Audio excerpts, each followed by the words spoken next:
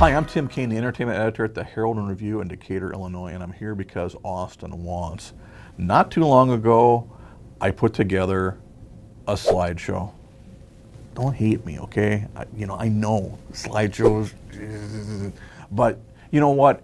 Everybody who works someplace, there's something that their place of employment does that they really don't like, but they kind of have to take part in it anyway. I mean, like, I'm sure that not everybody at Google agreed with getting rid of Google Reader, because there were a lot of us, and I'm sure that there were a lot of people who worked for Google. You're going to get rid of this thing? I like this. I use it. But, and that happens. I mean, there are companies who have apps. If the ESPN employees, for example, think that the SportsCenter app is any good, they're sadly mistaken. They're sadly mistaken. And even more so, employees at Fox Sports, because that one is really a piece of junk. Okay, I got that off my chest. I just want to get that out of the way. Sorry. But one of the things that we do that I'm not crazy about is the slideshow stuff. But you know what? If you're going to do something that you don't agree with, but you have to do it, you might as well do it the best you can, right? So we try and get decent content in those things and make it interesting. And I thought, I might be alone in this, but I thought that making a list of Michael Jackson's 20 greatest songs was one of those things. It was something that could be informational, it could be kind of fun, it could spark discussion, whatever.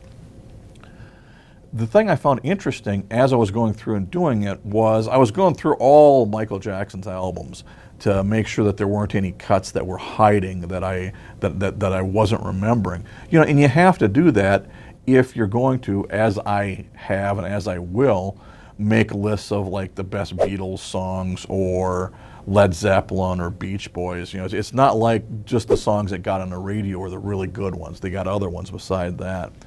The thing I found interesting is with Michael Jackson is there really weren't that many songs that didn't get on the radio. Specifically if you start with Thriller and go forward, you just take a look at the albums and you know all the songs, because all the songs got radio play, all of the songs got MTV play.